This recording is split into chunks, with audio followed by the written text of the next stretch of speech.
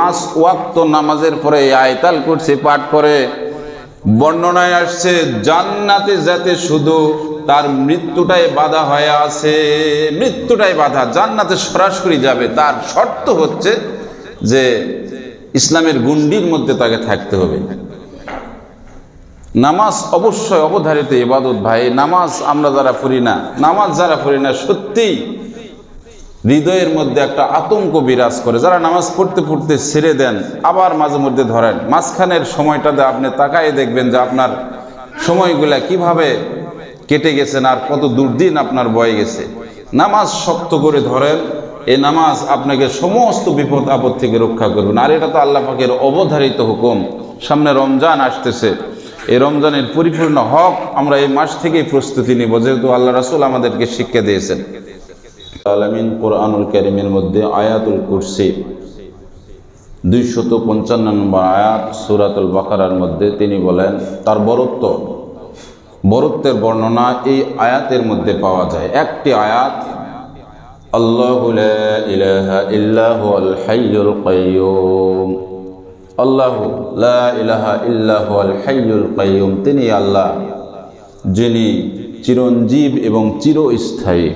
হুয়াল হাইয়ুল কাইয়্যুম, তার কখনো ক্ষয় হবে না, তার পূর্বেও কেউ নাই। তিনি অনাদি অনন্তকালের জন্য আছেন, থাকবেন এবং অনন্তকাল থাকবেন, তার কোনো সীমা নাই। লা তাখুযুহু সিনাতুন ওয়ালা নাওম, ঘুম এবং তন্দ্রা তাকে স্পর্শই করে না, তন্দ্রা এবং ঘুম তাকে স্পর্শই করে না।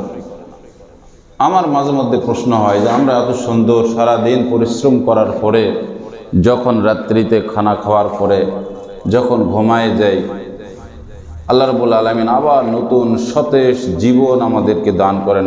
ভোরবেলা যখন উঠি আবার পূর্বের মতো আমাদের জীবন, আবার সবল দেহ শক্তি সহ আমরা ফিরে পাই। মনে প্রশ্ন জাগে যে আল্লাহ রাব্বুল আলামিন কি ঘুমান না? এটা শুধু আমার প্রশ্ন, নবীদেরও প্রশ্ন। হযরতে মুসা কালিমুল্লাহ আলাইহিস সালাম এই প্রশ্ন করেছেন, আল্লাহ আপনি কি ঘুমান না? তো বলতেছে, মুসা তোমার কি বিশ্বাস হয় এই আসমান জমিন আমি যদি ঘুমাই কিভাবে টিকে থাকবে? তো আল্লাহ, আমি আমার মনের ইতমিনান একটু আরো যদি চাক্ষুষ দেখতাম এর প্রমাণ। তুমি দুই হাতে 2টা গ্লাস ধরো, পানি ভর্তি ধরলো, আল্লাহ পাক তাকে তন্দ্রা দিলেন, নিমিষের মধ্যে মুসা কালিমুল্লাহ ঘুমে তন্দ্রায় পড়ে গেলেন। গ্লাস 2টা হাত থেকে পড়ে যায়, পানি সহ ভেঙে গেলেন। সুবহানাল্লাহ। তিনি চমকে লাফায় উঠে বললেন, আল্লাহ আমার মনের ইতমিনান একটু কম ছিল, ইতমিনান পুরাপুরি হয়ে গেছে, তো আমি ঘুমাই না। আল্লাহ রাব্বুল আলামিন কোরআনুল কারীমের মধ্যে বলেছেন যে লা তাখুযুহু সিনাতুন ওয়ালা নাওম, তন্দ্রা এবং ঘুম তাকে স্পর্শই করে না। সুবহানাল্লাহ। লাহু মা ফিস সামাওয়াতি ওয়া মা ফিল আরদ, আসমান আর জমিনে যা কিছু আছে সবই তার। মান যাল্লাযী ইয়াশফাউ ইনদাহু ইল্লা বিইজনিহি, মান যাল্লাযী, কি আছে এমন যে কাল কিয়ামতের ময়দানে বিভীষিকায় মুহূর্তে তার অনুমতি ছাড়া সুপারিশ করবে? কে আছে এমন? কেউ নাই। তিনি যাকে অনুমতি দিবেন সে শুধু সুপারিশ করার যোগ্যতা রাখে। ইয়ালামু মা বাইনা আইদিহিম ওয়া মা খালফাহুম, তিনি সব কিছু জানেন, সামনে এবং পিছনের সব কিছু তার কাছে অবগত আছে। বান্দার সামনে আর পিছনে কি ঘটবে সব কিছু তিনি জানেন। তিনি হচ্ছে কে? আল্লাহ রাব্বুল আলামিন। মান যাল্লাযী ইয়াশফাউ ইনদাহু ইল্লা বিইজনিহি ইয়ালামু মা বাইনা আইদিহিম ওয়া মা খালফাহুম ওয়া লা ইউহিতুনা বিশাইইন মিন ইলমিহি ইল্লা বিমা শাআ, তিনি অতটুকুই জ্ঞান দিয়েছেন যতটুকু তার সীমানার ঊর্ধ্বে, আর তিনি কোনো ব্যক্তি আর এই কিছুই জানে না, কিছুই বোঝে না। যতটুকু জ্ঞান দিয়েছে এই সীমার মধ্যেই সে সীমাবদ্ধ থাকে। মান যাল্লাযী ইয়াশফাউ ইনদাহু ইল্লা বিইজনিহি ইয়ালামু মা বাইনা আইদিহিম ওয়া মা খালফাহুম ওয়া লা ইউহিতুনা বিশাইইন মিন ইলমিহি ইল্লা বিমা শাআ ওয়াসি'a কুরসিয়্যুহুস সামাওয়াতি ওয়াল আরদ, বিশাল বিস্তীর্ণ জমিন আর আসমান মিলে তার কুরসি পরিব্যাপ্ত হয়ে আছে। ওয়ালা ইয়াউদুহু হিফযুহুমা, এইগুলি পরিচালনা করতে তিনি কোনো ব্যাগ পান না, কোনো তার কষ্ট হয় না। সুবহানাল্লাহ। ওয়াসিয়া কুরসিয়্যুহুস সামাওয়াতি ওয়াল আরদা ওয়ালা ইয়াউদুহু হিফযুহুমা ওয়া হুয়াল আলিয়্যুল আযীম। তিনি সবচাইতে বড়, তিনি সবচাইতে বড়, আলিয়্যুল আযীম, তার চেয়ে আর বড় কেউ নাই। তো মূল কথা হলো যে আল্লাহ পাকের একত্ববাদ হৃদয়ের মধ্যে নিরঙ্কুশভাবে ঢুকানো, নিরঙ্কুশভাবে। আমরা মাজারে যাই, গোপনীয়ভাবে হাত পাতায় মাজারওয়ালার কাছে চাই, সম্পূর্ণ শিরিক। বলা হয়েছে যে কোনো বান্দা যখন মারা যায় সমস্ত আমল তার বন্ধ, তিনটে আমল শুধু জারি থাকে।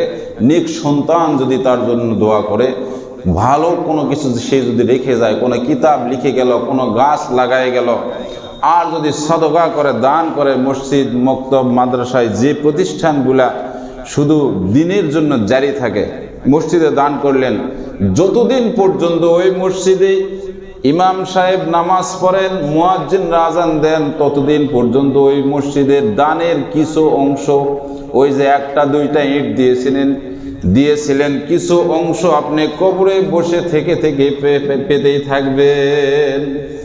এই যে দান, তিনটি আমল ছাড়া সব বন্ধ, দুনিয়ার সমস্ত কিছু বন্ধ। অলৌকিক কিছু কারামত ঘটে যায় বা সংগঠিত হয়, সেটা আল্লাহ পাকই ভালো জানেন, এই বিষয়ে আমাদের মন্তব্য করার কিছু নাই। মূলত আলোচনা হচ্ছে ঈমান নিয়ে, জিকির নিয়ে। একটু আমরা জিকির করি। সুবহানাল্লাহ, আলহামদুলিল্লাহ, লা ইলাহা ইল্লাল্লাহ, সুবহানাল্লাহ, আলহামদুলিল্লাহ, লা ইলাহা ইল্লাল্লাহ, সুবহানাল্লাহ, আলহামদুলিল্লাহ, লা ইলাহা ইল্লাল্লাহ, লা ইলাহা ইল্লাল্লাহ, মুহাম্মাদুর রাসূলুল্লাহ। হযরতে আবু হুরায়রা রাদিয়াল্লাহু তাআলা আনহু থেকে একটা হাদিস পাওয়া যায়। এই আয়াতুল কুরসি পড়তে যায়, এই হাদিসটা আমি খুঁজে পেয়েছি। হযরত আবু হুরায়রা রাদিয়াল্লাহু তাআলা আনহু যাকাতের মাল পাহারা দিচ্ছিলেন। আল্লাহর রাসূল তাকে নির্ধারিত করে দিলেন, যাও তুমি আজকে রাতে যাকাতের মাল পাহারা দাও, তবে সাবধান। তিনি সাবধানতা অবলম্বন করছিলেন। রাত্রির অন্ধকারে একজন পুরুষ এসে কিছু মাল ভর্তি করে টোপলা বেঁধে নিয়ে যাচ্ছিলেন, পিছন দিক থেকে ধরে ফেললেন। আবু হুরায়রা শক্ত করে ধরলেন, বেচারা কান্না জুড়ে দিলেন, ভাই কয়দিন ধরে আমি অনাহারে আছি, আমার বিবি বাল বাচ্চা অনাহারে আছে, আজকে যদি আপনি ছেড়ে দেন কোনো দিন আর চুরি করব না। আবু হুরায়রা বড় দয়ার ব্যক্তি ছিলেন, দয়ালু ব্যক্তি ছিলেন, ছেড়ে দিলেন। আল্লাহ রাসূল ফজরের নামাজের পর জিজ্ঞাসা করলেন, আবু হুরায়রা রাত্রে কি ঘটেছে? হুজুর এরকম আমি চোরকে ছেড়ে দিয়েছি, সাবধান, আগামী রজনীতে আবার সে আসবে, সে মিথ্যা বলেছে। আবু হুরায়রা খুব সতর্কতা অবলম্বন করছিলেন, মিথ্যাবাদী যদি আজকে আসে কোনো ক্রমেই তাকে আমি ছাড়ব না। দ্বিতীয় রজনীতে আবার চোর আসলো, শক্ত করে আবু হুরায়রা চিপে ধরলেন, আবার গতকালকের মতো আবার করুণা শুরু করে দিলেন। চোর বেচারি বলতেছে, ভাই আর কোনো দিনও আমি আসবো না, আজকে তওবা করতেছি, কোনো দিনও আর আসবো না, চুরির কাজ ছেড়ে দেব। আমার বাড়িতে বিবি বাল বাচ্চা, ছোট ছোট মাসুম বাচ্চারা বড় অনাহারে আছে, আজকে যদি আপনি ছেড়ে দেন কোনো দিনও আর আসবো না। আবু হুরায়রার দিলটা বড় নরম ছিল, দ্বিতীয় দিন আবার ছেড়ে দিলেন। আল্লাহ রাসূলের কাছে সমস্ত ঘটনা ব্যক্ত করার পরে রাসূল বললেন, সাবধান, আবার সে আসবে। সুবহানাল্লাহ। তৃতীয় রজনীতে এমন শক্ত করে ধরলেন চোরকে, আসার পরে এমন শক্ত করে ধরলেন, কোনো কথাই তোমার শুনবো না, আজকে অবশ্যই আল্লাহর রাসূলের কাছে তোমাকে হাজির করবই, তোমাকে আর আমি ছাড়বো না। আবু হুরায়রাকে বলতেছে, ভাই শোনেন, আমি এমন একটি কালেমা জানি, এমন একটি ইসম জানি, এমন একটি দোয়া জানি, এই দোয়া পড়লে সারা রাত এই সম্পদ আল্লাহর পক্ষ থেকে ফেরেশতারা পাহারা দিবে। আবু হুরায়রা ছিল ইলম পিপাসু, তিনি বললেন যে ভাই তাহলে ওই ইলমটা আমাকে শিক্ষা দেন। চোর বেচারা দাবি করে বসলো, যদি আমাকে ছেড়ে দেন তাহলে ওই ইলমটি আপনাকে শিক্ষা দিব।